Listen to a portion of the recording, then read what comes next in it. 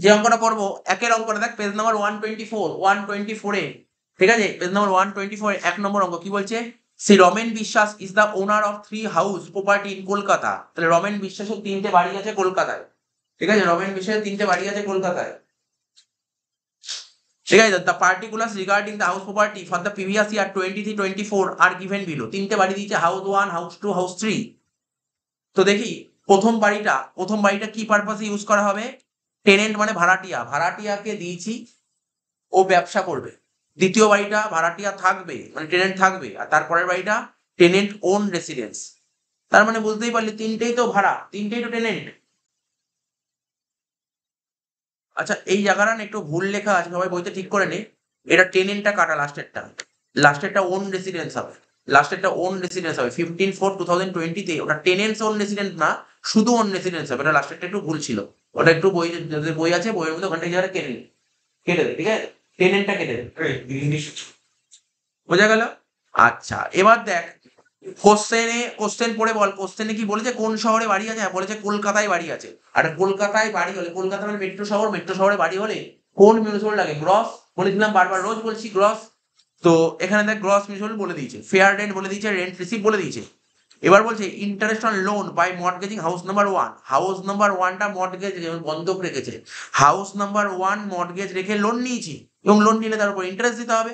ব্যাকেটে লিখেছে fund use for construction of house number 2। এবং লোনটা নিয়েছি কেন, লোনটা নিয়ে যে টাকাটা পেয়েছি সেটা 2 নম্বর বাড়িটা কনস্ট্রাকশন করতে কাজে লেগেছে। তো হাউস নাম্বার 1 ইন্টারেস্ট বলে 32,000, ঠিক আছে। তো নেক্সট বলেছে interest on loan for the ইয়ার, ঠিক আছে। তো ব্যাকেটে বলছে for construction of house number 3, house number 3 construction করার জন্য লোন নিয়ে ইন্টারেস্ট কত, বলছে 2,15,500, ঠিক আছে। লাস্ট বলছে প্রথম বাড়িটা ভ্যাকেন্ট 1 মান্থ, সেকেন্ড বাড়িটা ভ্যাকেন্ট 2 মান্থ। মিউনিসিপাল ট্যাক্স 10% বলে দিয়েছে। 2 নম্বর পয়েন্ট বলছে হি রিকভার্ড আনরিয়ালাইজ রেন্ট, মানে যে এসএসসির নাম কি ছিল, রমেন বিশ্বাস, ঠিক আছে। ও আনরিয়ালাইজ রেন্ট রিকভার করেছে কত, 22,000 ফর দ্য ইয়ার 21-22। ভালো করে বুঝবি, আমাদের প্রিভিয়াস ইয়ার কত, 23-24, কিন্তু এটা কোন বছরের বলেছে আনরিয়ালাইজ রেন্ট, 21-22-এর unrealised rent during the current previous year. মানে 21-22-এ কোনো একটা ভাড়াটিয়া ছিল, ভাড়াটিয়ার কাছ থেকে 22,000 টাকা পেতাম, ও সেই বছর টাকা দেয়, সেই টাকাটা এই বছর দিয়েছে, মানে 23-24-এ দিয়েছে, তাহলে এটা আসবে। আর নিয়ম কি জানিস তো, পুরো টাকা আসবে না, যত টাকা পাবো তার থেকে 30% কম আসে, এটা রুল। আনরিয়ালাইজ রেন্ট যত টাকা রিকভার করা যায় তার থেকে 30% কম আসবে, তাহলে 22,000 থেকে 30% কম হয়, এবং সবার লাস্টে গিয়ে করতে হবে। এবার এই রেন্টটা কালেক্ট করার জন্য কত খরচা করতে হচ্ছে, 500 টাকা। এটা বেকার, এটা আসবে না, এটা আসবে না, ঠিক আছে। তো 3 নম্বর পয়েন্ট বলছে loan has been taken for construction of house number 3। House number 3 construction করার জন্য লোন নেওয়া আছে কবে, 17 জুন 2018। এবার বলছে accumulated interest prior to completion of construction 4,16,000 দিয়ে দিয়েছে। Compute income house board of C Biswas মানে রমেন বিশ্বাস ফর দ্য অ্যাসপেক্ট ইয়ার 24-25,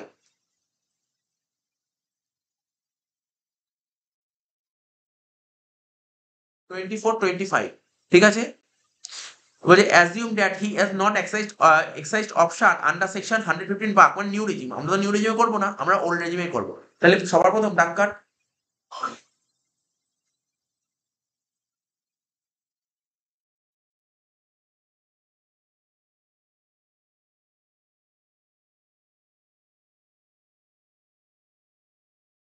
ডাক কাট রূপসে 3টে ঘর কর, 1, 2, 3টে, তুই 3টে ঘর করেছিস, করে আবার আরম্ভ করতে পারবো না, কর আরম্ভ।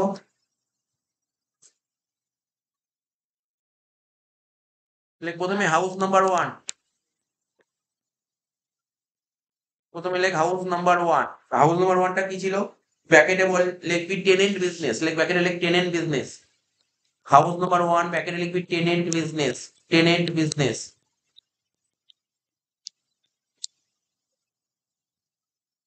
ও যেহেতু কলকাতায় বাড়ি, তাহলে লিখবো কি গ্রস মিউনিসিপাল, লেখ প্রত্যেকে লেখ gross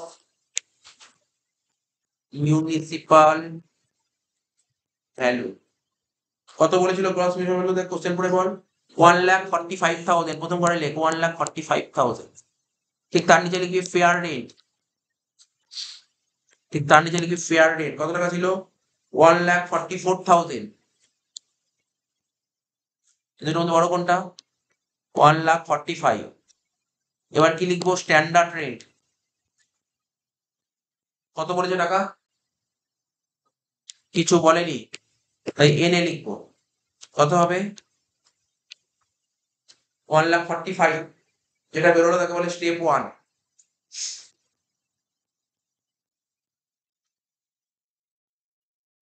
reasonable expected rent, like reasonable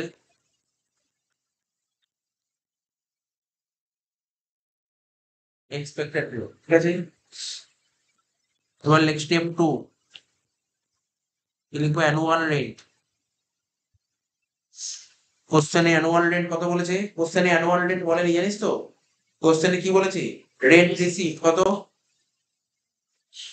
1,30,625, এটা ছিল রেন্ট রিসিভ, কিন্তু ভ্যাকেন্ট কমাস ছিল ওকে 1 মাস, তখন এই টাকাটা ক মাসে পেয়েছে?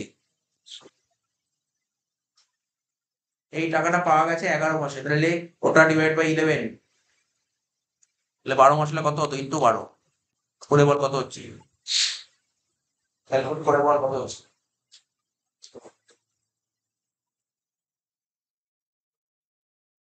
হ্যাঁ, 1,42,500 হয়ে গেল। এবার এই দুটোর মধ্যে বড় কোনটা? 1,45,000 হচ্ছে বড়। এটাকে কি লিখতাম? Step 3,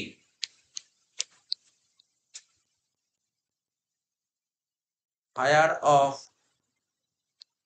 step 1 and step 2, higher of step 1 and step 2 লিখেছিস। বাট এর থেকে কি করবো? লেস লিখবি, less. Loss due to vacancy, loss due to vacancy. তাহলে বল ভ্যাকেন্ট কমার্স ছিল, দেখ ভ্যাকেন্ট দরকার নেই, দেখ এখানে দেখ শিখিয়েছিলাম কি? শিখিয়েছিলাম দেখ অ্যানুয়াল রেন্ট কত? 1,42,500 বলে, দেখিস তো? 1,42,500 অ্যানুয়াল রেন্ট, আর ভাড়া পেয়েছিস কত? 1,30,600 বলছি। দুটো মাইনাস কর, তাহলে বেরিয়ে যাবে তোর 1,42,500 মাইনাস 1,30,625 কত হচ্ছে? 11,875। বাদ দিয়ে বল দিই কত হচ্ছে? 1,33,125, এটাকে বললো গ্যাপ, এটা বেরোলো গ্যাপ 1,33,125। লে গ্রস অ্যানুয়াল ভ্যালু হয়ে গেল। এবার এর থেকে মাইনাস করবো কি? মাইনাস দিয়ে লেখ মিউনিসিপাল ট্যাক্স, লেখ municipal tax or any other tax paid by the owner। কি লিখলাম? Municipal tax or any other tax paid by the owner, ঠিক আছে? কি লিখলাম বল? Municipal tax or any other tax paid by the owner। এবার দেখ কোশ্চেনে মিউনিসিপাল ট্যাক্স বলেছিল, কত পার্সেন্ট বলেছিল মিউনিসিপাল ট্যাক্স? দেখ 10%। মিউনিসিপাল ট্যাক্স কার উপর হয়? কোন ভ্যালুর উপর হয়? শুনতে পাচ্ছি না, বল। নেট মিউনিসিপাল ভ্যালু, বলতে হবে, জোরে বলতে হবে। মিউনিসিপাল ট্যাক্স নেট মিউনিসিপাল ভ্যালুর উপর হয়, নেটের উপর হয়, নেটের উপর। তাহলে আমার কোশ্চেনে গ্রস বলে দিয়েছিল, গ্রস গ্রস কত বলেছিল? 1,45,000। তাহলে তাহলে 1,45,000 ইন্টু কত করবো? 9/10 করলে নেট বেরিয়ে গেল। ইন্টু কত পার্সেন্ট বলেছিল বল? 10% করে দেখ। 13050, তাই তো? মিউনিসিপাল ট্যাক্স বেরোলো 13050।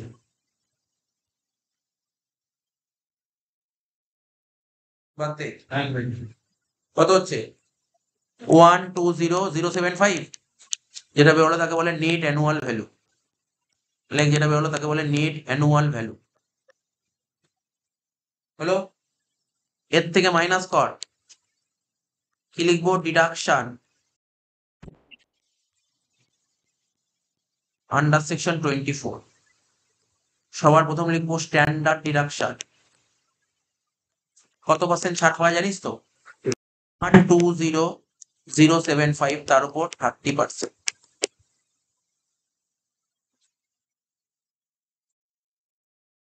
কত হচ্ছে? মানে 36,23, তাই তো? সেকেন্ড ঘরে লিখে দে, শোন না বড়, 36,23। তোর স্যার ইন্টারন্যাশনাল লোন লিখলেন না কেন? এরা বলবো ইন্টারন্যাশনাল লোন কেন লিখলাম? আমি এবার বলবো ইন্টারন্যাশনাল লোন কেন লিখলাম না, ছিল কিন্তু লিখলাম না।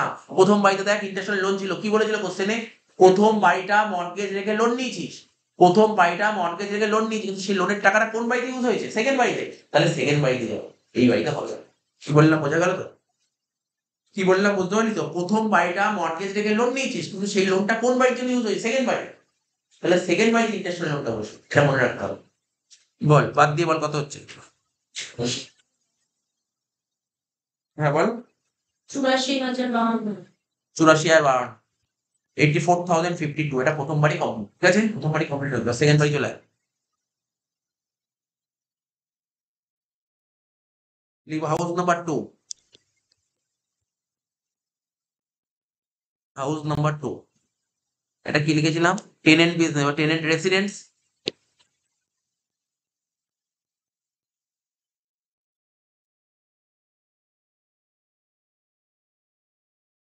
কলকাতায় বাড়ি, ওই একইভাবে শুরু করতে হবে, লেখ গ্রস মিউনিসিপাল ভ্যালু, লেখ গ্রস মিউনিসিপাল ভ্যালু। কোশ্চেন পেপারে গ্রস কত বলে দিয়েছিল, 1.5 লাখ টাকা, লেখ 1,50,000। ঠিক তার নিচে লিখবো কি ফেয়ার রেট কত বলেছিল,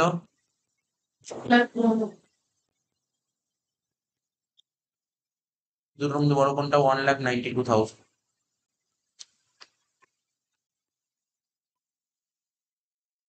এবার লিখবো কি স্ট্যান্ডার্ড রেট কত, কিছু বলেনি তার মানে এনে, তাহলে সেকেন্ড ঘরে কত লিখবো, 1,92,000। যেটা বেরোলো তাকে বলে স্টেপ 1, রিজনেবল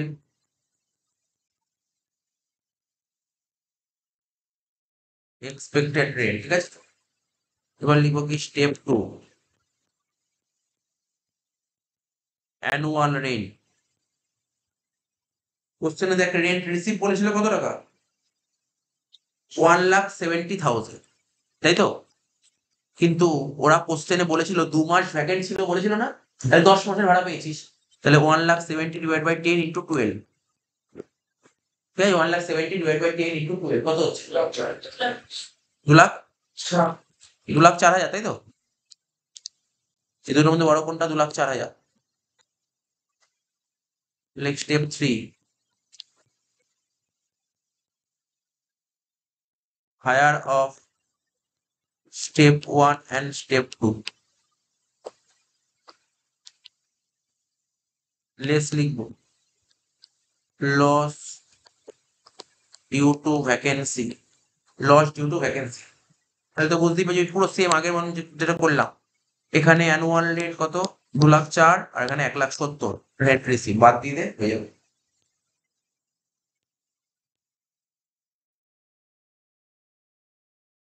2,04,000 মাইনাস 1,70,000 কত হচ্ছে, 34,000, লস ডিউ টু ভ্যাকেন্সি। বাদ দিয়ে কত হচ্ছে, 2,04,000 থেকে 34 বাদ দিয়ে কত হচ্ছে, 1,70,000, এটা হচ্ছে গ্যাপ, ঠিক আছে, এটা হচ্ছে গ্যাপ, লে gross annual value.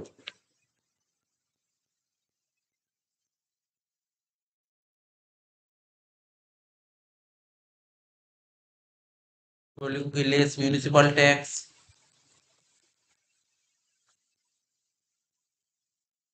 or any other tax paid by the owner, municipal tax or any other tax paid by the owner। তাহলে আমার কোশ্চেনে মিউনিসিপাল ট্যাক্স হয়তো 10%, একই কথা বলেছে, তাহলে আমার কোশ্চেনে বলেছিল গ্রস মিউনিসিপাল ভ্যালু 1.5 লাখ টাকা, আর ট্যাক্স তো নেটের উপর হয়, তাহলে কত হবে, 9/10 ইন্টু 10%, কত হচ্ছে,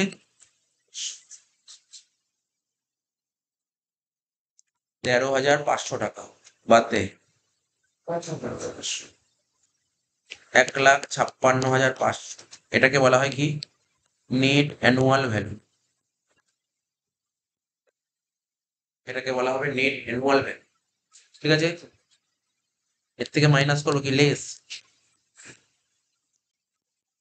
ডিডাকশন আন্ডার সেকশন 24, প্রথমেই লিখবো স্ট্যান্ডার্ড ডিডাকশন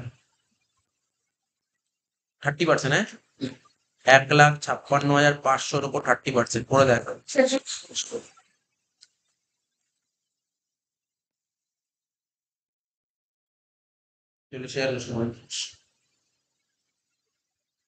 এবার ইন্টারন্যাশনাল লোন, ওই মনে কর প্রথম বাড়িটা বন্ধক রেখে লোন নিয়েছিল, সেই লোনের টাকাটা কোন বাড়িতে গেছিল? সেকেন্ড বাড়িতে।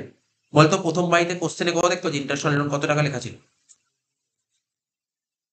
32,000। সেই 32,000 টাকা এখানে বসে দিবি। তাহলে কত হচ্ছে? 6, 2, 8 আর 4, 3, 7 না 78,950। বাদ দিয়ে বল কত?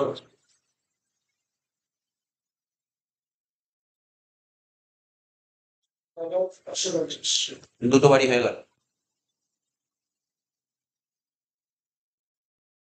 লাস্ট বাড়ি করবো তাহলে সেটা হবে।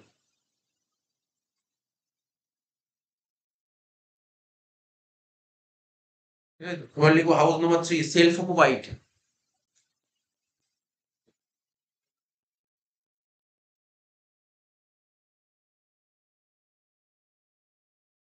Self occupied for own residence. ঠিক আছে, জানিস তো সেলফ অকুপাইড শুরু হয় কোথা থেকে? নেট অ্যানুয়াল ভ্যালু থেকে শুরু হয় সেলফ অকুপাইড। লেখ নেট অ্যানুয়াল ভ্যালু বলে সেকেন্ড ঘরে লিখবি নীল। ঠিক আছে, তার থেকে মাইনাস কর ডিডাকশন আন্ডার সেকশন 24 বলে একটাই আসবে, সেটা কি? Interest on loan.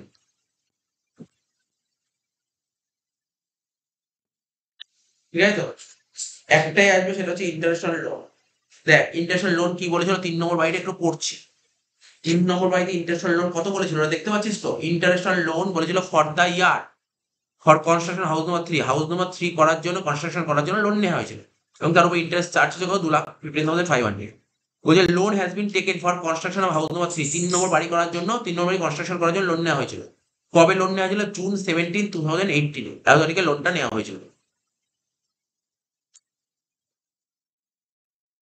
ঠিক আছে তো, এবার বলছে কি accumulated interest prior to complete for construction is 4,16,000।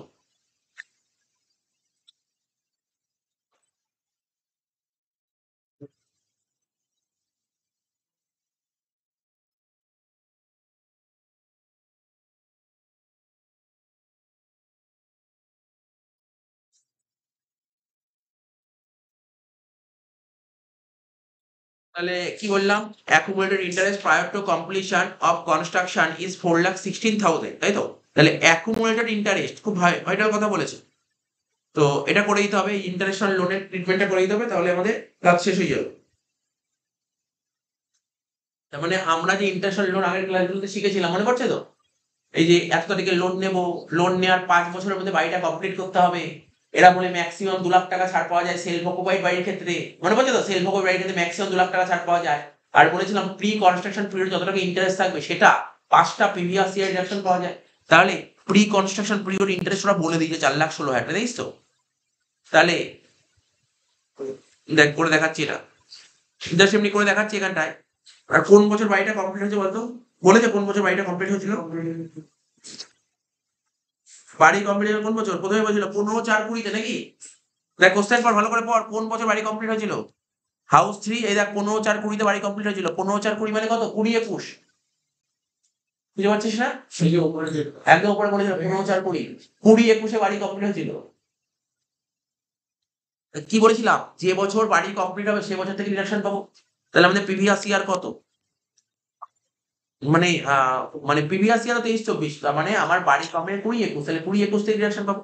তাহলে 20-21, 21-22, 23-24, 24-25, 25-26, এই 5 বছর ডিডাকশন পাবো। তাহলে প্রি পিরিয়ড কত ছিল? প্রি, আচ্ছা ইন্টারেস্ট কত ছিল বল? টোটাল 4,16,000 ছিল তো? কে রে 4,16,000 দেখাচ্ছি, 4,16,000 এটা 5 বছর ধরে ডিডাকশন পাবো। তাহলে ভাগ 5 কর, কত? কত? 83,200। তাহলে সব কটা বছর 83,200 করে।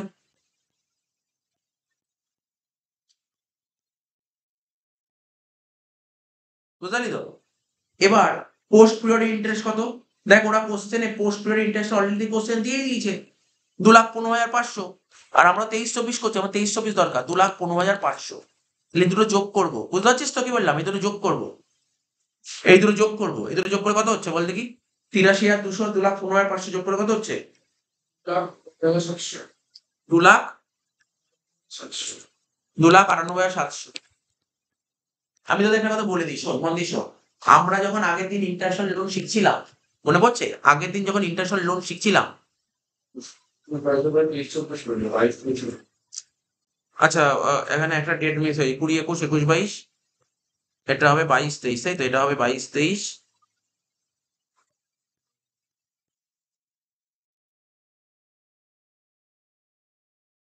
এটা হবে 23, 24, আর এটা হবে 24, 25। আচ্ছা, তো বলতো কারেন্ট ইয়ার ইন্টারেস্ট কত বলছো? 2,15,500, তাই তো? এই দুটো যোগ করে কত হচ্ছে? 83,200 2,15,500 যোগ করে কত হয়েছিল? 2,98,700, তাই তো? আমি যেটা বলছিলাম কিছুক্ষণ আগে, ঠিক আছে তো? আমরা যখন ইন্টারন্যাশনাল লোনের বড় বড় অঙ্ক করছিলাম, প্রতিদিন যে ইন্টারন্যাশনাল লোনের বড় বড় অঙ্ক করলাম, সবার প্রথম কি বের করছিলাম? প্রি কনস্ট্রাকশন পিরিয়ড ইন্টারেস্ট মনে হচ্ছে বের করছিলাম। এখানে সেটা ওরা ক্যালকুলেট করে দিয়েছে, শুনছিস তো? 4,16,000 করে দিয়েছে।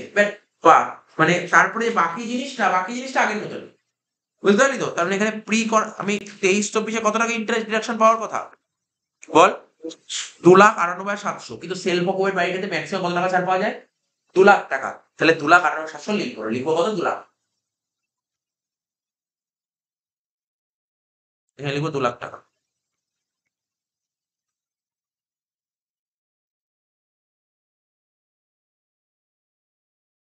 নীল থেকে 2,00,000 বাদ দিলে কত হবে? -2,00,000।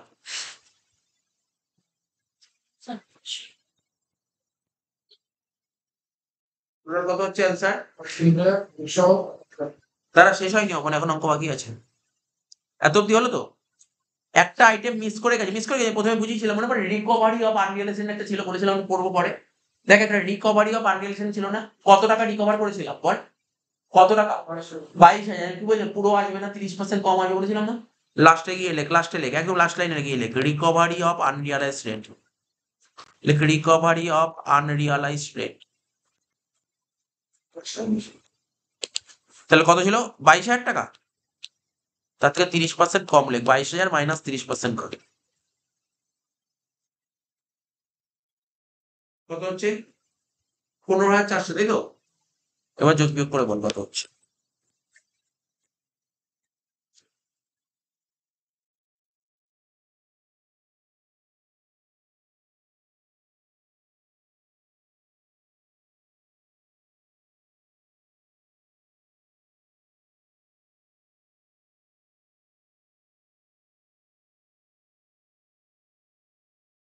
কত হয়েছে বল টোটাল করে, প্লাস মাইনাস করে?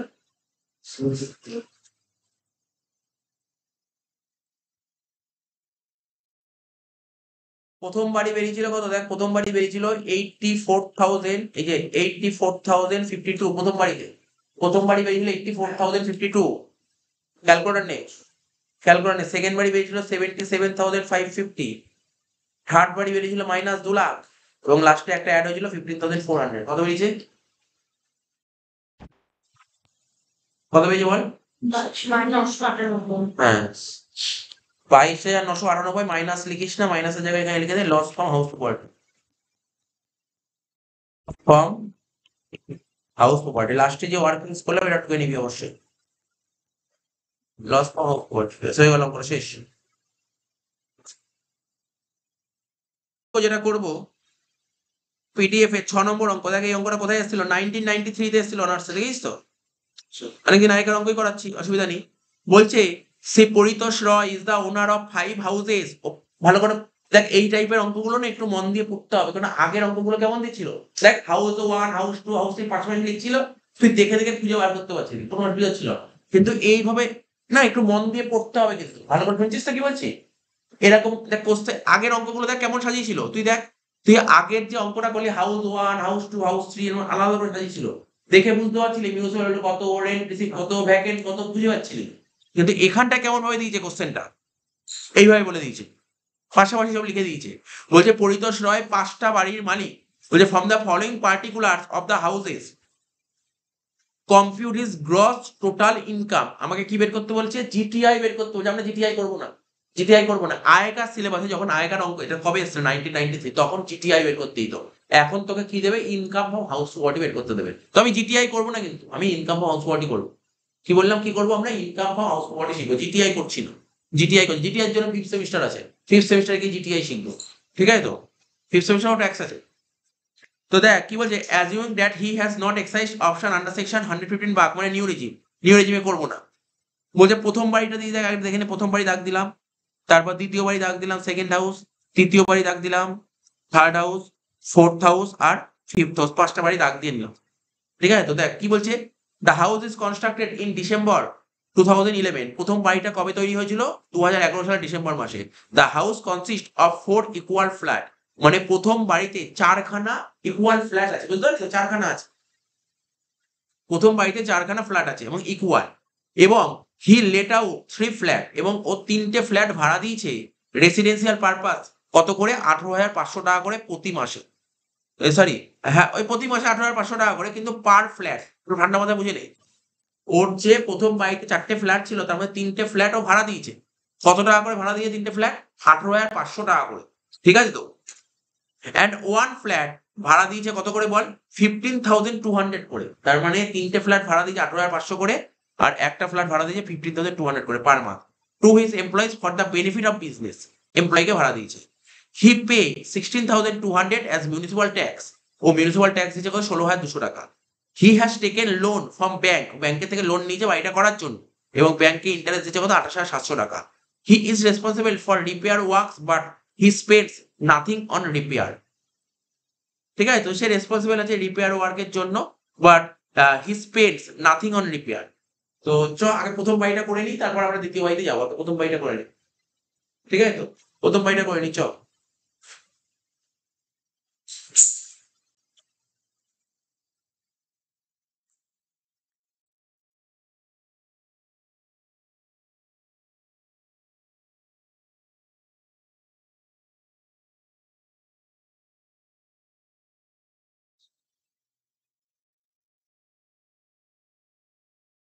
তো দেখ, প্রথমেই লিখ। প্রথমে লিখবি কি? এইভাবে লিখবি যেভাবে বলছি, হাউস ওয়ান, তাই তো? প্রথমে লিখবি হাউস ওয়ান, যেভাবে বলছি সেভাবে লিখবি হাউস ওয়ান। প্রথমে লিখ হাউস ওয়ান, ব্যাকেটে লিখবি 3 ফ্ল্যাটস। কি লিখবি? 3 ফ্ল্যাটস। লিখবি 3 ফ্ল্যাটস লেট আউট, তাই তো? 3টে ফ্ল্যাট তো ভাড়া দিয়েছি। প্রথম বাড়িটায় 4টে ফ্ল্যাট ছিল, তখন 3টে ফ্ল্যাট ভাড়া দিয়েছি। কাকে ভাড়া দিয়েছি? ভালো করে পড়, এই লাইনগুলো পড়বি কিন্তু। এই যে 3টে ফ্ল্যাট যে ভাড়া দিয়েছি, যাকে ভাড়া দিয়েছি সে থাকবে রেসিডেন্সিয়াল পারপাস। আর একটা ফ্ল্যাট ভাড়া দিয়েছি কাকে? কাকে ভাড়া দিয়েছি বলতে হবে? একটা ফ্ল্যাট এমপ্লয়িকে ভাড়া দিয়েছি। কেন ভাড়া দিয়েছি এমপ্লয়িকে? বলছে বেনিফিট অফ হিজ বিজনেস, মানে আমার বিজনেসের সুবিধার জন্য আমি আমার এমপ্লয়িকে ভাড়া দিয়েছি। তার মানে এটা কখনোই হাউস কোয়ালিটিতে আসবে না। এটা আমার বিজনেস পারপাসের জন্য ভাড়া দিয়েছি। এটা চলে আসবে কোথায় বলতো? পিজিইপি চলে যাবে, পিজিইপি, প্রফিট গেইন বিজনেস প্রফেশনে চলে যাবে। ঠিক আছে? প্রফিট গেইন বিজনেস প্রফেশন না, এটা প্রফিট গেইন বিজনেস প্রফেশনে যাবে না। সরি, এটা না, আমি হাউস আদার সোর্সে, আদার সোর্স, এটা আদার সোর্সে নিয়ে প্রফিট গেইন বিজনেস প্রফেশন এটা যাবে না। তার মানে এই যে প্রথম বাড়িতে যে 4টে ফ্ল্যাট ছিল, 3টে ফ্ল্যাট ভাড়া দিয়েছি কাকে? 3টে ফ্ল্যাট আমি রেসিডেন্সিয়াল পারপাসের জন্য ভাড়া দিয়েছি, মানে ভাড়াটিয়াকে ভাড়া দিয়েছি। আর বাকি যে একটা ফ্ল্যাট আমি আমার বিজনেসের এমপ্লয়িকে ভাড়া দিয়েছি, কারণ আমার বিজনেসের বেনিফিটের জন্য, বিজনেসের বেনিফিটের জন্য ভাড়া দিয়েছি। তো এই যে একটা ফ্ল্যাট আছে, এটা চলে যাবে কোথায়? ইনকাম ফ্রম আদার সোর্সে, তাই তো? কত টাকা করে ভাড়া দিয়েছি বলতো? আর একটা ফ্ল্যাট 15,200। ঠিক আছে তো?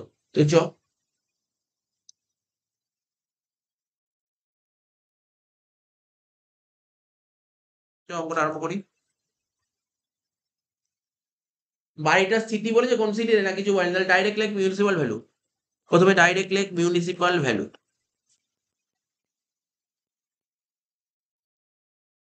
কত টাকা ছিল কোশ্চেনে? কি মিউনিসিপাল ভ্যালু বলেছিল অঙ্কে? পর দেখি, মিউনিসিপাল ভ্যালু কোশ্চেনে বলেছিল কিছু? মিউনিসিপাল ট্যাক্স বলেছে, কিন্তু মিউনিসিপাল ভ্যালু বলেছিল কিছু? না, মিউনিসিপাল ভ্যালু বলেনি। তাহলে আমি লিখে দিই এনে, লিখি এখানে এনে। ফেয়ার রেন্ট বলেনি, স্ট্যান্ডার্ড রেন্ট কিছুই বলেনি, এগুলো সব এনে। স্ট্যান্ডার্ড রেন্ট এনে।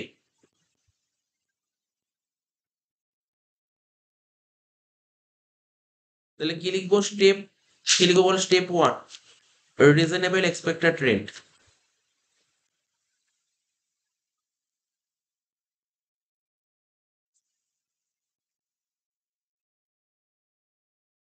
এনেই হবে। স্টেপ 2 দিয়ে কি লিখবো বল? Annual rent.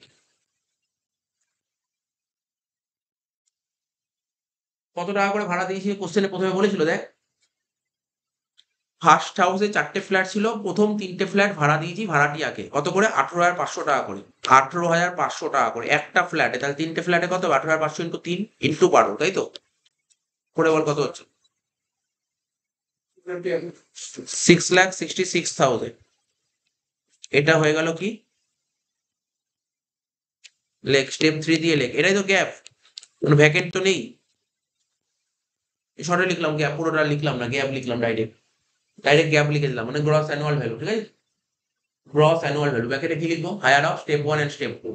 এটা লেখার দরকার নেই, higher of step 1 and step 2 কেন বলতো লেখার দরকার নেই? এটা এনেছিল, এটা লিখলাম। মাইনাস দিয়ে লেখ, মাইনাস দিয়ে লেখ। Municipal tax or any other tax paid by the owner. লেখ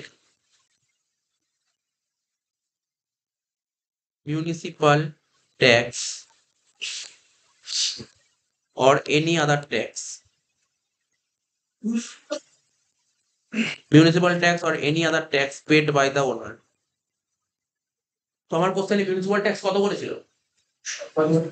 16,200। তুই লিখতে পারবি না? 16,200 টাকা মিউনিসিপাল ট্যাক্স ছিল টোটাল 4টে বাড়ির জন্য। প্রথম বাড়িতে 4টে ফ্ল্যাটের জন্য, তাহলে 3টে ফ্ল্যাটের ভ্যালু কত?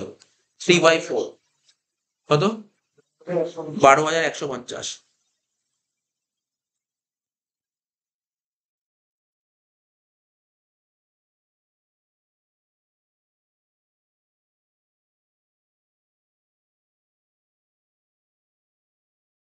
বাদ দে, কত হচ্ছে? 6,53,850। এটাকে বলা হয় নেট অ্যানুয়াল ভ্যালু, ন্যাফ। এটাকে বলা হয় ন্যাফ, নেট অ্যানুয়াল ভ্যালু। হলো? এর থেকে মাইনাস করব কি? Deduction under section 24। প্রথমে লেখ স্ট্যান্ডার্ড ডিডাকশন।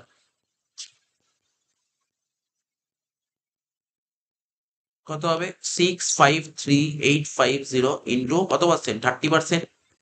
কত হচ্ছে? 1,96,155। তারপর লিখবো ইন্টারেস্ট অন লোন। বলে দিয়েছিল কোশ্চেন, ইন্টারেস্ট অন লোন কত টাকা বলেছিল? একদম লাস্ট লাইনে বলেছিল 28,700। প্রথম বাড়ির লাস্ট লাইনে বলেছিল দেখ ইন্টারেস্ট অন লোন 28,700। তো পুরো 4টে ফ্ল্যাটের ইন্টারেস্ট অন লোন 28,700। 3টের কত হবে? 28,700 ইন্টু 3/4 করে দেখ। 21,525।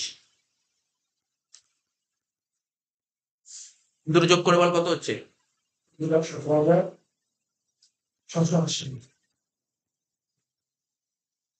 বল, এটা থেকে এটা বাদ দিয়ে বল কত হচ্ছে?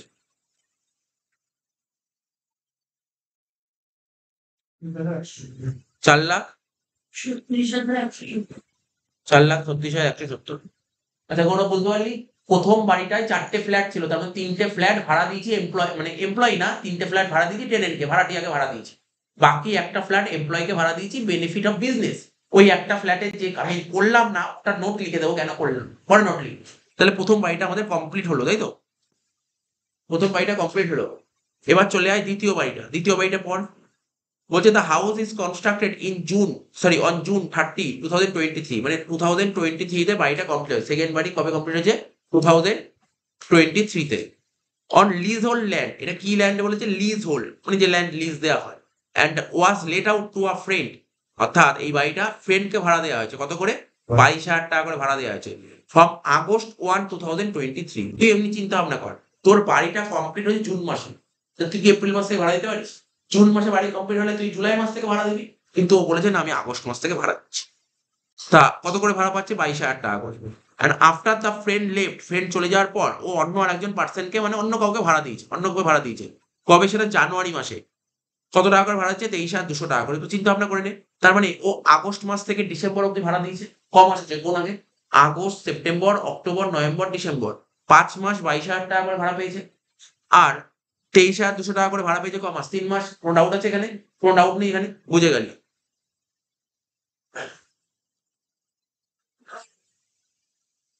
ঠিক আছে, তো এবার যে হি পে 14,500 ইন্স্যুরেন্স প্রিমিয়াম, এটা বেকার জিনিস, এটা কাজে লাগে না, আমাদের বারবার শিখিয়েছি। 18,500 মিউনিসিপাল ট্যাক্স বলেছে, ঠিক আছে, তার 18,200 রেন্ট কালেকশন চার্জ, এটাও আসবে না। তাহলে চ আরম্ভ কর, অঙ্কটা কিছুই নেই, অঙ্কটা স্টার্ট করে দে, কিছু নেই অঙ্কটার মধ্যে।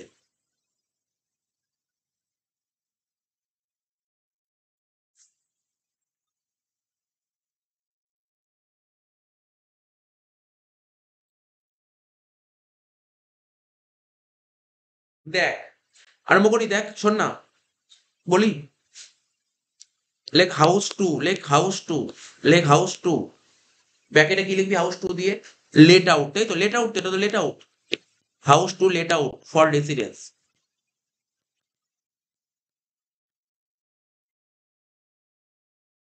আচ্ছা, আমি প্রথমে গ্রস অ্যানুয়াল ভ্যালু লিখছি, জানিস? তোরা এখন বলতে পারিস স্যার আমি পুরো লিখলাম না কেন? তুই বল পুরো লিখিনি, দেখেছি পুরো লিখিনি। আমার অঙ্কে মিউনিসিপাল ভ্যালু নেই, আমার অঙ্কে ফেয়ার রেন্ট নেই, স্ট্যান্ডার্ড ভ্যালু, লিখে সময় নষ্ট হচ্ছে না? লিখে সময় নষ্ট হচ্ছে। আচ্ছা, তার মানে ওটাই রিজনেবল এক্সপেক্টেড রেন্ট, ওটাই তো কিছু নেই তো, রেন্ট রিসিপ্টটা লিখবো। তো মানে এখানে গ্রস অ্যানুয়াল ভ্যালু কোন টাকাটা হবে জানিস? রেন্ট রিসিপ্টে যাবে গ্রস অ্যানুয়াল ভ্যালু। তাহলে আমি কিছুক্ষণ আগে বলেছিলাম রেন্ট রিসিপ্ট কত হবে, তাই না? কত বলেছিলাম বল? এখানে ব্যাকেটে দেখি দে, ২২,০০০ ইন্টু ৫ নাকি রে?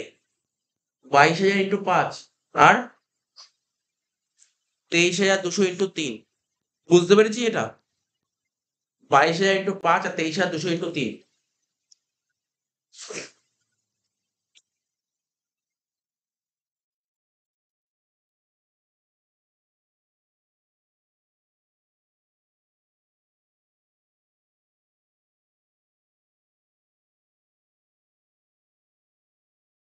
কত বেরিয়েছিল বল? কত বেরিয়েছিল? 1,79,600, ঠিক আছে তো? বুঝতে পারিস এটা? দেখ, তোদের যদি মনে হয় লিখে লিখে করবি, লিখতেই পারিস, কোনো সমস্যা নেই এখানে। আমি লিখলাম না, বেকার সময় নষ্ট হচ্ছে, বুঝতে পারলি তো? তোদের যদি মন চাইতে লিখতে হয় মিউনিসিপাল ভ্যালু এনে, ফেয়ার রেন্ট এনে, স্ট্যান্ডার্ড রেন্ট এনে, পরে লিখতি স্টেপ 1 রিজনেবল এক্সপেক্টেড রেন্ট বলে এনে, তারপর লিখতি রেন্ট রিসিপ্ট 1,79,600, তারপর সেটাই তো গ্যাপ। সবই তো এনেছিল, এরকম লিখলাম। আচ্ছা, এরপরে কি লিখবি? মাইনাস দিলে মিউনিসিপাল ট্যাক্স কত বলেছিল? মিউনিসিপাল ট্যাক্স 18,200, 500 ছিল। Municipal tax paid by the owner কত? 18,500 বাদ দে, 1,61,100। এটাকে বলেন কি বলেন? ন্যাফ। এর থেকে মাইনাস কর ডিডাকশন আন্ডার সেকশন 24। প্রথমে লেখ স্ট্যান্ডার্ড ডিডাকশন, 30% করবি। 161,100, 30% কত হচ্ছে? 48,330। এই বাড়িতে কোনো ইন্টারেস্ট লোন নেই, তাহলে সেকেন্ড ঘরে লিখে দে টাকাটা, বাদ দিয়ে বাইরে বস।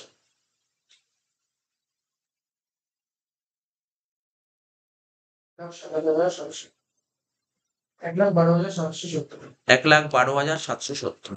তাহলে সেকেন্ড বাড়িটাও হয়ে গেল, দেখ 5টা বাড়ির মধ্যে 2টো বাড়ি হয়ে গেল অলরেডি,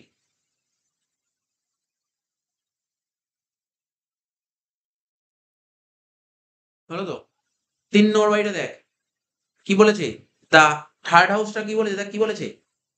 বলছে the house is taken by C Roy on hire from C Sen at a monthly rent 14,200। লাইনটা মানে বুঝবি, খুব সুন্দর করে বলছি, এই লাইনটা খুব মানে বুঝবি, কিন্তু এই বাড়িটা হবে না, কাজ হবে না, কিন্তু মানে বুঝবি কেন নিলাম। এটা তোদের জানা উচিত, হয়তো অনেকে জানা উচিত। এটা হচ্ছে ক্লাস 12 করে সেখানে যেটা বলেছে। তোরা ইনকাম ফ্রম আদার সোর্সে একটা টপিক শিখেছিলি, মনে আছে? আজকে ধর তোর বাড়িটাই ভাড়া নিলাম, তোর বাড়িটাই ভাড়া নিলাম, সাপোজ ধর ওখানে পড়াবো বলে ভাড়া নিলাম, কিন্তু আমি ওই বাড়িতে পড়ালাম না। আমি আরো ভালো বাড়ি পেয়ে গেছি, তোর বাড়িতে পড়ালাম। তখন আমি যেহেতু তোর বাড়িতে ভাড়া নিয়ে নিলাম, ভাড়া তো নিয়ে নিয়েছি, কন্ট্রাক্ট হয়ে গেছে, আমি না থেকে অন্য কাউকে ভাড়া দিয়ে দিলাম। ধর তোর সঙ্গে কথা হলো, তোর বাড়িটা তুই আমাকে বলি 10,000 টাকা করে ভাড়া দিতে হবে। তা আমি না থেকে অন্য একজনকে ভাড়া বসিয়ে দিলাম, তার থেকে আমি 12,000 টাকা করে নিলাম। 12,000 টাকা নিয়ে তোকে 10,000 টাকা দিয়ে দিলাম, তাহলে আমার 2,000 টাকা লাভ হলো না? এইটা কোন হেঁটে যাবে?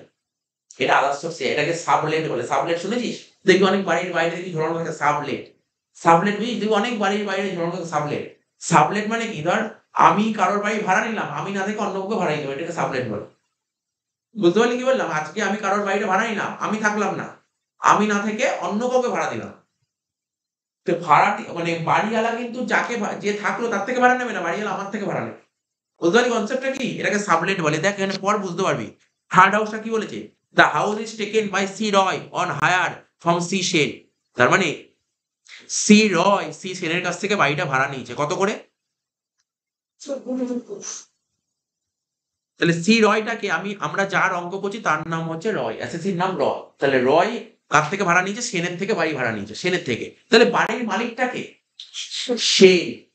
হাউস প্রপার্টির কন্ডিশন কি জানি? হাউস প্রপার্টির rule, income from house property. যেমন ধর এটা আমার বাড়ি, এটা তো আমার বাড়ি, তাই এই বাড়িতে যদি ভাড়া বসায়, এই বাড়িতে ভাড়া বসায় এবং ভাড়া থেকে যদি কোনো টাকা পয়সা পায়, সেটা আমার হাউস প্রপার্টিতে আসবে। কার হাউস প্রপার্টিতে আসবে? অ্যাকচুয়ালি বাড়িটার মালিক যে, তার হাউস প্রপার্টি হবে। কি বললাম বুঝতে পারলি তো?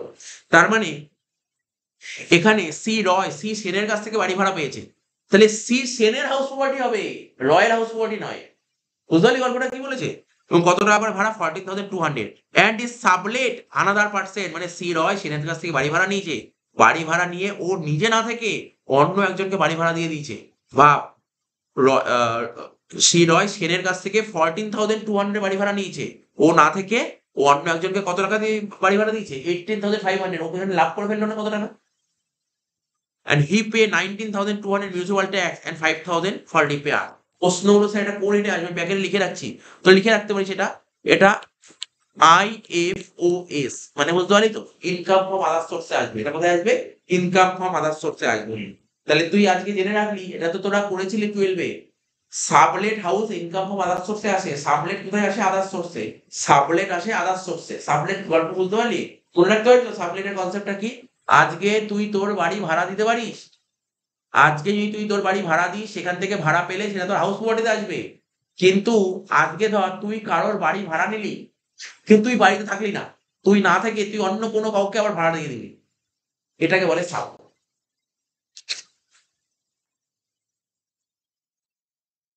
ফোর্থ হাউস, থার্ড হাউস হয়ে গেল। ফোর্থ হাউস কি বলে দেখ?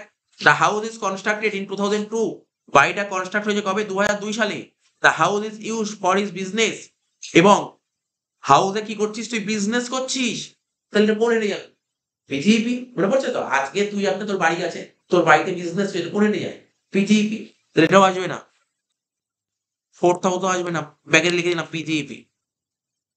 লাস্ট ফিফথ হাউস কি বলেছে? The house is use for residential purpose.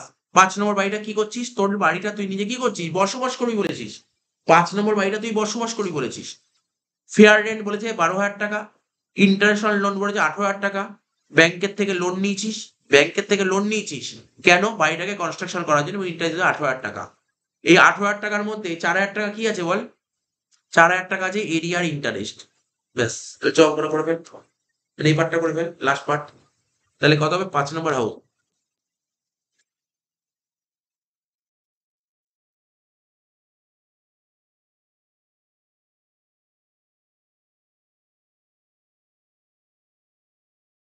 লেখ হাউস নাম্বার 3, ব্র্যাকেটে কি লিখবি? Self occupied.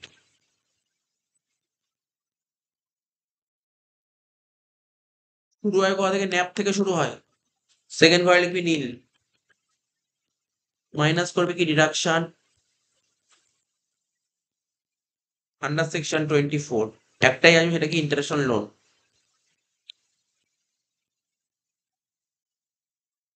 তো দেখ ইন্টারেস্ট লোন কি বলেছিল এখানে? বলেছিল দেখ ইন্টারেস্ট লোন 18,000 টাকা দিস, 18,000 টাকা ইন্টারেস্ট লোন দিয়েছিল। এবার বলেছে কি, এই 18,000 টাকা ইন্টারেস্ট লোনের মধ্যে 4,000 টাকা কি ছিল? এরিয়ার ইন্টারেস্ট। 4,000 টাকা ছিল এরিয়ার ইন্টারেস্ট, মানে 4,000 টাকা ইন্টারেস্ট বাকি ছিল।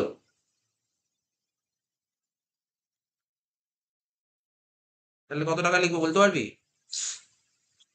শিখিয়েছিলাম 18,000 টাকার মধ্যে 4,000 টাকা বাকি ছিল। তা আমি এটা বলতে পারি তো 4,000 টাকার 1/5 মনে পড়ছে আগের দিন পড়েছিলাম? তো 4,000 টাকা ইন্টারেস্ট বাকি ছিল। তো ইন্টারেস্ট বাকি ছিল কত? 4,000 টাকা। তাহলে এরিয়ার ইন্টারেস্ট মানে স্যার ওই এই যে 4,000 টাকা যে এরিয়ার ইন্টারেস্ট ছিল এটা 5টা ইনস্টলমেন্টে টাকাটা দিতে হবে, 5টা ইনস্টলমেন্টে। মানে আমরা কি শিখেছিলাম? এরিয়ার ইন্টারেস্ট মানে কি মানে বাড়ি করার সময় যে লোন নিয়েছিলি সেই সময় যে ইন্টারেস্টটা হয় সেটা কি রিকনস্ট্রাকশন পিরিয়ড যে ইন্টারেস্ট ছিল সেই ইন্টারেস্টটা আমরা কটা পিভিআসি ডিডাকশন পেতো? 5টা পিভিআসি। তাহলে 4,000 কে 1/5 করলে কত হবে? 800 টাকা। আর 18,000 টাকার মধ্যে 4,000 টাকা তো এরিয়ার ইন্টারেস্ট, তাহলে এবছর ইন্টারেস্ট কত? 14,000 টাকা। তাহলে কত হবে বল? 14,800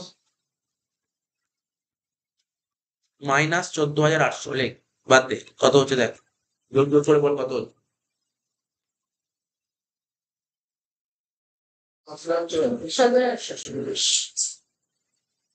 5,34,140। এটাকে লেখ ইনকাম ফ্রম হাউস পার্টি।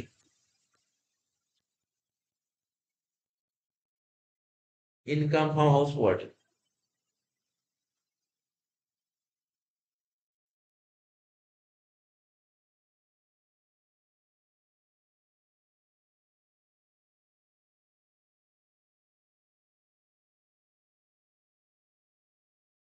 ঠিক আছে তো? আচ্ছা দেখ, সবই তো করে ফেললাম, বুঝতে পারলি তো? প্রথম বাড়িটায় 3টে ফ্ল্যাট তো ভাড়া দিয়েছি টেনেন্টকে, কিন্তু একটা ফ্ল্যাট কাকে ভাড়া দিয়েছি? এমপ্লয়কে, বিজনেসের জন্য। তাহলে এটা কোন হেডে যাওয়া উচিত? এটা কোন হেডে যাওয়া উচিত? এটা লিখতে হবে কোন হেডে যাওয়া উচিত। আমি বলে দিচ্ছি, এটা লিখে নিবি। তার মানে কি বললাম বুঝতে পারলি তো? যে অ্যাসেসিন যে প্রথম বাড়িটা ছিল তার মধ্যে প্রথম বাড়িতে 4টে ফ্ল্যাট ছিল, 3টে ফ্ল্যাট ভাড়া দিয়েছি টেনেন্টকে, আর একটা ফ্ল্যাট ভাড়া দিয়েছি ওরাও এমপ্লয়কে ভাড়া দিয়েছি। তাহলে এটা হাউস কোয়ার্টে তো আসবে না। ঠিক আছে, এটাকে নিয়ে নিবি, পিজিপি বলছে, পিজিপি তে নিয়ে নিবি। এটা কোন হেডে যাবে? পিজিপি হেডে যাবে। ব্যাস, অঙ্কটা কমপ্লিট হয়ে গেল। হাতের অঙ্কটা কি বলছে? TC Bhattacharya owns 3 houses in Kolkata.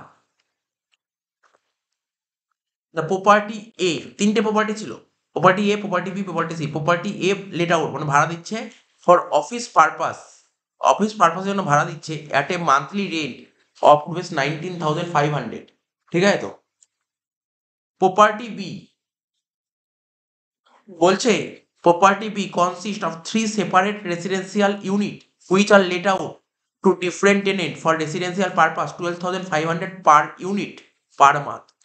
তাহলে প্রপার্টি এটা ভাড়া দিচ্ছিস 19,500 টাকা করে। প্রপার্টি বির মধ্যে 3টে আলাদা আলাদা ইউনিট আছে। ঠিক আছে তো? এবং 3টে আলাদা ইউনিট, 3টে ইউনিটই তুই ভাড়া দিচ্ছিস আলাদা আলাদা টেনেন্টকে। কত করে? 12,500 টাকা করে পার মান্থ।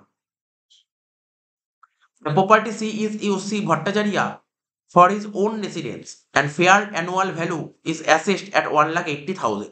তাহলে মানে অঙ্কের গল্পটা বুঝিস? মানে এই যে ইসি ভট্টাচার্যের কলকাতা শহরে 3টে বাড়ি আছে। তো 3টে বাড়িটাকে বলছে property A, property B, property C. Property এটা পুরো ভাড়া দিয়ে দিয়েছে, যারা অফিসের জন্য ভাড়া দিয়ে দিয়েছে, হয়ে গেল। প্রপার্টি বির 3টে আলাদা আলাদা ইউনিট আছে। তো 3টে আলাদা ইউনিট 3টে আলাদা আলাদা লোককে ভাড়া দিয়েছে, এত টাকা করে ভাড়া দিয়ে প্রপার্টি সি ওর নিজে বসবাস করে। ব্যাস হয়ে গেল, এই তো সিম্পল অঙ্ক দিয়েছে। এবার কি বলেছে? এটা বলেছে তারপর দেখ কনস্ট্রাকশন কবে কমপ্লিট হয়ে বলেছে, মিউনিসিপাল ট্যাক্স বলেছে। দেখ ভালো কথা বলেছে, ভালো কথা বলছে। মিউনিসিপাল ট্যাক্স 10% বলেছে, মন দিয়ে শুনবি। মিউনিসিপাল ট্যাক্স 10% বলেছে, আর মিউনিসিপাল ট্যাক্সের টাকা বলে দিয়েছে, টাকা। আচ্ছা আমাকে বল, এটা বললাম তাকে অঙ্কগুলো বললাম, তো জানিস 12 থেকে শিখে আসছিস কোন ভ্যালুর উপর মিউনিসিপাল ট্যাক্স চার্জ হবে? হ্যাঁ, নেটের উপর চার্জ করা, নেটের উপর। তাহলে ওরা বলছে প্রপার্টি এর মিউনিসিপাল ট্যাক্স 19,800 আর ট্যাক্স চার্জ করে 10%। তাহলে কত টাকা ছিল? 1,98,000 ছিল না? 1,98,000 10% করলে তো 19,800 হয়। তাহলে নেট কত ছিল? 1,98,000। কিন্তু কলকাতায় বাড়ি থাকলে কি করতে হবে? গ্রস করতে হবে। তাহলে 1,98,000 দিয়ে যদি গ্রস করতে পারবো 1,98,000 ইন্টু 10/9। এটাই তো জানার দরকার ছিল, আর তো অঙ্ক সেম আগের মতো, পুরো সেম টু সেম। ঠিক আছে তো? তারপর কি বলেছে? Interest on mortgage loan.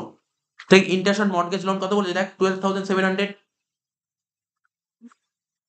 ঠিক আছে তো? ইন্টারেস্ট অন মর্টগেজ লোন বলে দিয়েছে কত দেখ? 12,700 প্রপার্টি এ।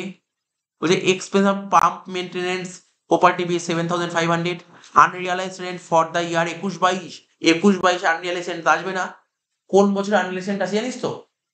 আমাদের প্রিভিয়াস ইয়ার আনরিয়ালাইজ রেন্ট থাকলে আসতো, এটা আসবে না, তাহলে এই পয়েন্টটা আসলো না। তারপর কি বলে, ওনার বিয়ার অল এক্সপেন্স, মানে ব্যবসা মানে বাড়িটার মালিক সমস্ত খরচা বিয়ার করবে।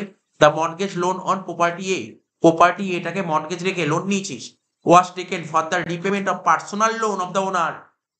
পার্সোনাল লোন, আবার বলছি, প্রপার্টি এ তুই মর্টগেজ রেখেছিস, মর্টগেজ মানে বন্ধক রেখে লোন নিয়েছিস। প্রশ্ন হলো লোনের টাকা দিয়ে তুই কি করছিস, এটা প্রশ্ন। বলছে for the repayment of A personal loan of the owner, মানে বাড়ির মালিক কোনো পার্সোনাল লোন নিয়েছিল, সেটাকে রিপেমেন্ট করবে, তো আসবেই না, তো আসবেই না, ইন্টারন্যাশনাল লোন আসবে না। But the loan on property C was taken after 31st March 2000 for construction purpose of the same property. ঠিক আছে, তাহলে প্রপার্টি সির জন্য লোন নিয়েছিস কনস্ট্রাকশন পারপাসে, এবং লোনটা নিয়েছিস 2000 সালের পরে। One of the unit of property B remain vacant 3 মাস, প্রপার্টি বি 3 মাস ভ্যাকেন্ট পড়ে আছে। তো পুরো কোশ্চেনটা পড়ে দিলাম, এবার অঙ্কটা করা যাবে, ঠিক আছে তো, বুঝতে পারছি অঙ্কটা?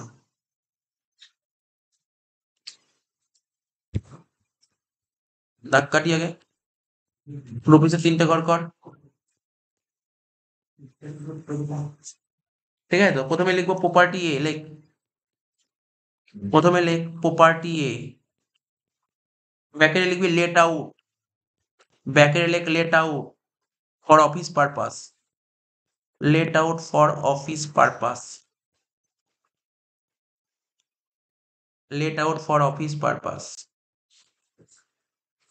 ঠিক আছে, তো প্রথমে কি লিখবো, যেটা বলেছিলাম তোদের, কলকাতায় বাড়ি হলে লিখতে হবে গ্রস মিউনিসিপাল ভ্যালু, লেখ প্রত্যেকে লেখ গ্রস মিউনিসিপাল ভ্যালু।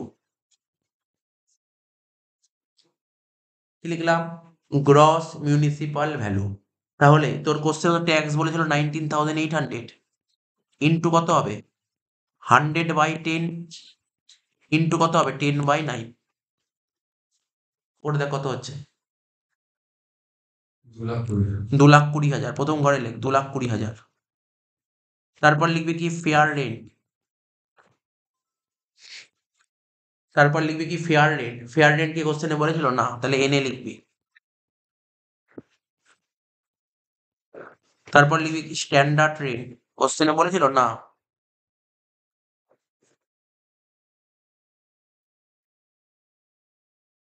এনে লিখবি। তাহলে কত হলো? সেকেন্ড ঘরে লেখ 2,20,000। লেখ step 1,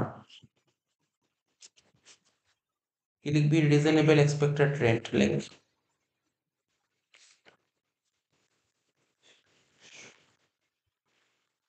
reasonable expected rent. Step 2 দিয়ে কি লিখবি? Annual rent. কত টাকা করে ভাড়া দেওয়া হয়েছিল বল প্রপার্টি এ? বলেছিল প্রপার্টি এ কত টাকা করে ভাড়া দেওয়া হয়েছিল? কত? 19,500 টাকা করে, নেই 19,500 ইন্টু 12 কত হচ্ছে? 2,34,000।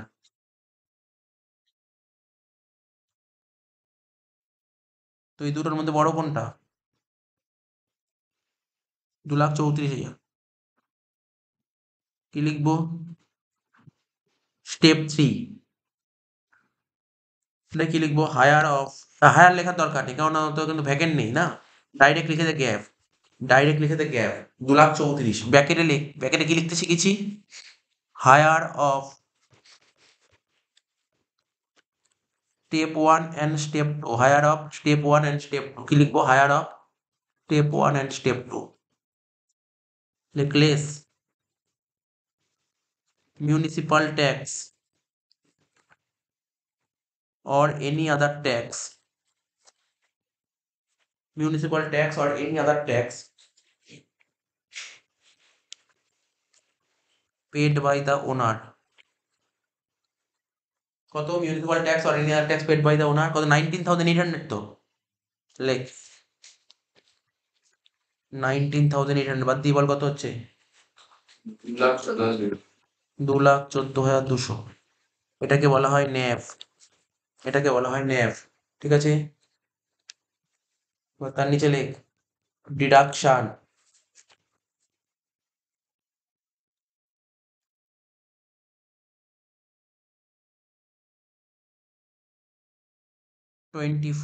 ডিডাকশন 24। কি লিখবো প্রথমে? Standard deduction.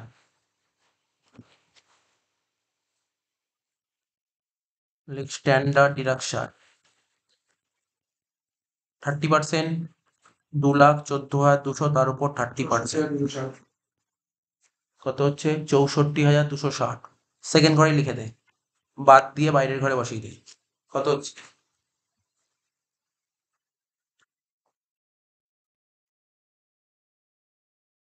1,49,940। প্রপার্টি এ কমপ্লিট হয়ে গেল। দেখ হাউস প্রপার্টি অঙ্কগুলো কোনো টাফ না, কিন্তু দেখ মোটামুটি হয়ে ফাটাফাট করে হয়ে যাচ্ছে। এবার লিখ প্রপার্টি বি।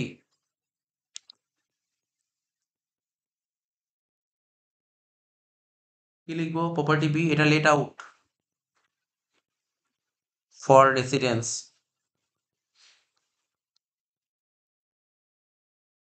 তো এখানেও প্রথমে লিখবো gross municipal value, gross municipal value. কি লিখলাম? Gross municipal value. কত টাকা বলছি বল?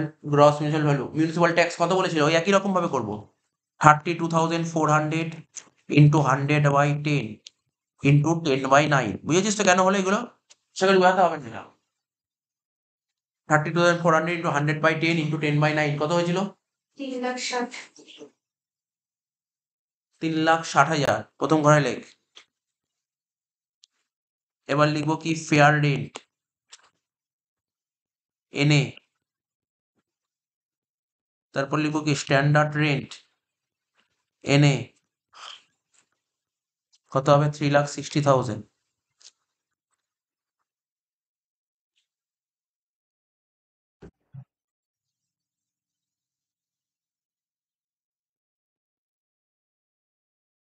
স্টেপ 1 কি লিখবি?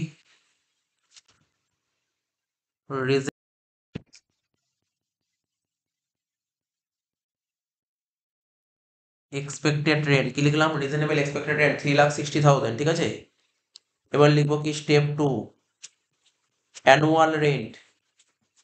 আচ্ছা আমাকে বল দেখি সুমন, কত করে ভাড়া দেওয়া হয়েছিল বল, কোশ্চেন করে বল। 12,500 টাকা করে ভাড়া দেওয়া হয়েছিল। 12,500 ইন্টু 12 কর, করে বল কত হচ্ছে? 1,50,000 টাকা। হ্যাঁ ও তো দেখিস, ভুল বলে দিয়েছি, দেখো 3টে ইউনিট হয়েছে। 12,500 টাকা করে ভাড়া দেওয়া হয়েছে। দেখ প্রপার্টি বিতে 3টে ইউনিট ছিল, আলাদা আলাদা ইউনিট। এবার 12,500 টাকা করে ভাড়া দেওয়া হয়েছিল আলাদা আলাদা ভাড়াটিয়াকে। তাহলে 3 গুণ হবে না? 3টে ঘরে 3টে ভাড়া, তাহলে ইন্টু 3 কর, 4,50,000। দেখো ভাগ্যিস বলেছিল, তো খেয়াল করা হয়নি। কত হয় দুটোর মধ্যে বড় কোনটা? 4,50,000। লেখ স্টেপ 3 দিয়ে লেখ higher of step 1 and step 2। হ্যাঁ করবো, তুই তো বারবার বুঝিয়েছি ভ্যাকেন্সি কেসটা। ভ্যাকেন্সি কিভাবে করি আমরা? আমরা অ্যানুয়াল রেন্ট করে নিই, তারপর ভ্যাকেন্ট করবো। এটা বলে তুই আগের দিনই কোশ্চেনটা করেছিলি, ভ্যাকেন্ট ছিল। আমি ভ্যাকেন্ট জানি, ভ্যাকেন্ট ছিল। এখানে অ্যানুয়াল রেন্ট করে নিয়েছি, তারপর ভ্যাকেন্ট করব। বুঝতে পারলি তো? এবার লিখবো লেস, লেখ less loss due to vacancy, loss due to vacancy. তাহলে বল ক মাস ভ্যাকেন্ট ছিল অঙ্কে? অঙ্কে ভ্যাকেন্ট ক মাস ছিল বলতো প্রপার্টি বিতে?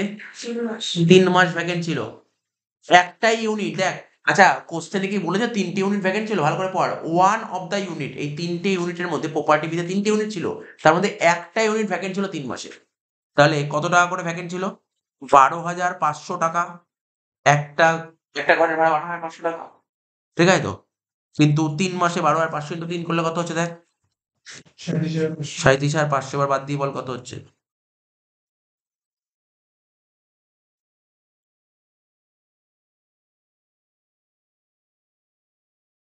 তাই তো?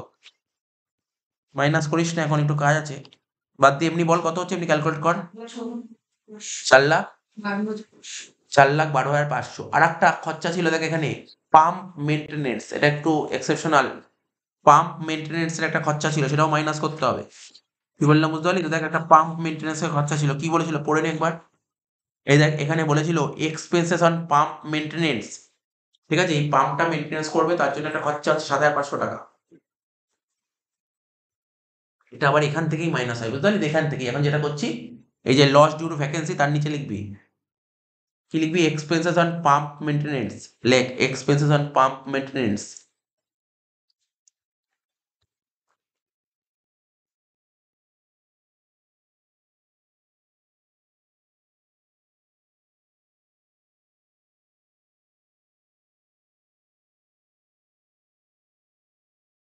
ঠিক আছে তো? কত টাকা বল? এক্সপেন্সেস অন পাম্প মেনটেনেন্স কত? 7,500।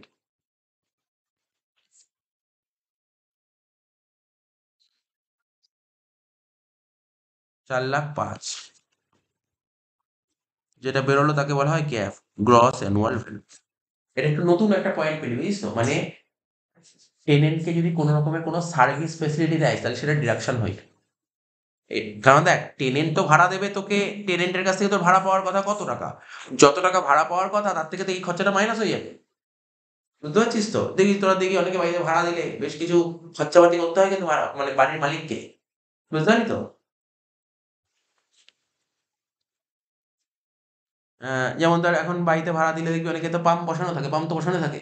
এবার পাম্পটা যদি কিছু মেনটেনেন্স করার জন্য খরচা হয়, সেই খরচা কি ভাড়াটিয়া দেয়? এটা বাড়ির মালিককেই দিতে হয়। তো এটাই বলেছে আর কি।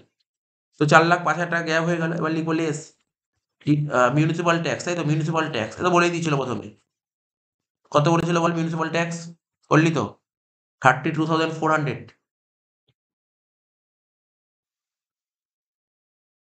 মাইনাস কর 3,72,600। কি হবে? এটাকে ন্যাপ বলে, nap, net annual value. Minus কর ডিডাকশন আন্ডার সেকেন্ড 24।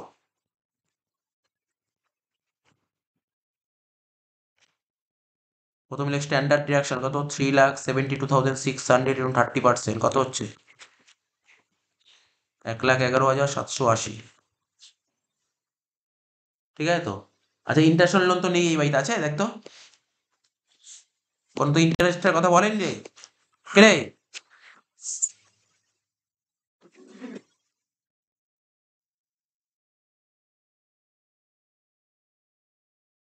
বদলো বাদ দিয়ে কত হয়েছিল? 2,07,800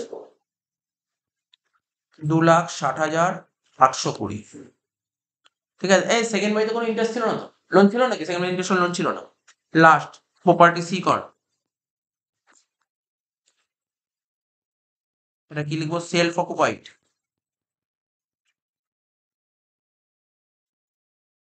কি লিখবো প্রথমে? ন্যাপ। ন্যাপ তো নীল হবে সেকেন্ড ঘরে। মাইনাস দিয়ে লেখ ডিডাকশন আন্ডার সেকশন 24। একটাই আসবে, সেটা হচ্ছে ইন্টারেস্ট অন লোন। তো দেখি প্রপার্টি সিতে ইন্টারেস্ট অন লোন কত বলেছিল? প্রপার্টি সিতে ইন্টারেস্ট অন লোন দেখ 42,700 দিয়েছিল, দেখেছিস তো? প্রপার্টি সিতে ইন্টারেস্ট অন লোন 42,700 দিয়েছিল। কিন্তু প্রপার্টি সিতে লোনটা নেওয়া হয়েছিল কি পারপাসে লোন নেওয়া হয়েছিল? বলেছে কনস্ট্রাকশন পারপাসে লোন নেওয়া হয়েছিল। তাহলে পুরো 42,700 ধরে চলে আসবে। শেষ হয়ে গেল অঙ্কটা। মাইনাস 42,700 বলতো যোগ বিয়োগ করে কত দাঁড়াচ্ছে? 3,00,000। 3,68,060 যেটা বেরোলো তাকে বলা হয় ইনকাম ফ্রম হাউস প্রপার্টি।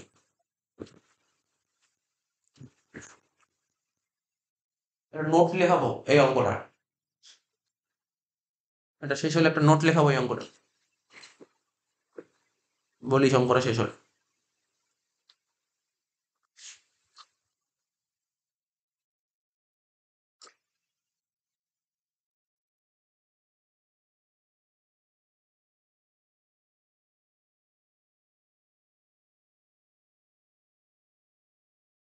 না হলে বলিস নোট, নোটটা বলবো তাহলে? বলবো? হ্যাঁ, এটা 3,68,060 নোট বলছি, লাস্ট নোট। এটা হলে অঙ্কটা শেষ হয়ে যাচ্ছে। এই নোটটা কারণ কোন নোট লেখাবো জানিস তো? যে প্রথম বাড়িতে ইন্টারেস্ট লোন লিখলাম না, কেন লিখলাম না কারণটা লিখে দাও। ঠিক আছে তো? লেখ interest on mortgage loan on property A. লেখ interest on mortgage loan, interest on mortgage loan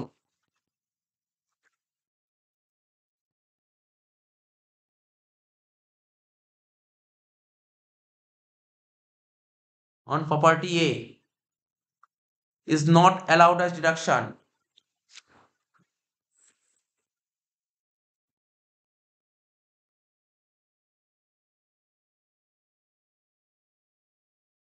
Is not allowed as deduction. কি লিখলাম? Is not allowed as deduction.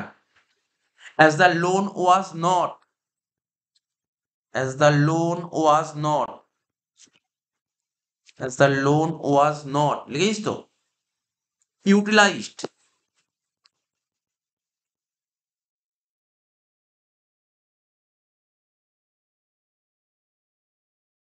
For the purpose of construction.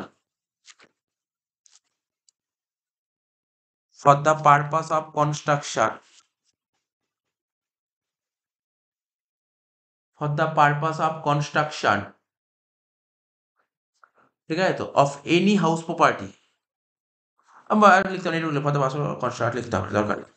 বলছে interest on mortgage loan property A, property এতে যে তুই property এটাকে mortgage রেখে যে loan নিয়েছিলি এবং লোনের উপর তো ইন্টারেস্ট দিতে হচ্ছে, বলছে ইজ নট অ্যালাউ, এটা ডিডাকশন পাবি না, কারণ লোনটা ইউটিলাইজডই হয়নি কনস্ট্রাকশন পারপাস। কনস্ট্রাকশন বা তুই লিখতে রিপেয়ার রিনোভেশন যেটা আমাদের লেখা ছিল, এই পারপাসে ইউজ হয়নি, ব্যাস অঙ্কটা শেষ হয়ে গেল।